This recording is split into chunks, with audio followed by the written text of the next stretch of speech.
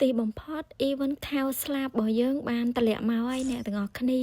និយាយទៅគឺមកលើកនេះចេញសេរីថ្មីមកទៀតណាអ្នកសេរីថ្មីគឺពណ៌ស្វាយហើយរបៀបគេធ្វើប្លីងដាំត្បូងនិយាយទៅគឺស្អាតមួយយ៉ាងដែរប៉ុន្តែខោគឺខ្ញុំស្រឡាញ់ពណ៌ក្រហមអ្នកទាំងអស់គ្នាខ្ញុំពេញចិត្តពណ៌ក្រហមនឹងខ្លាំងនិយាយទៅអាខោខ្ញុំខោស្លាប់ខ្ញុំមាន2ហើយខោស្លាប់របស់ស្រី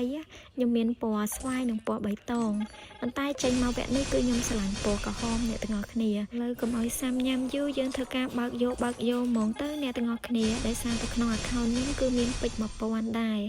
អញ្ចឹងយើងផ្សងសំណាងលេងទៅលោកបើកអស់តិចហើយយើងបានខោស្លាប់អញ្ចឹងណាឥឡូវយើងដាក់ម្ដង5បានហើយអ្នកទាំងអស់គ្នាបានហើយបានពណ៌ស្វាយអូចាប់បានពណ៌ស្វាយអ្នកទាំងអស់គ្នាចាប់បានអាចខោចេញថ្មី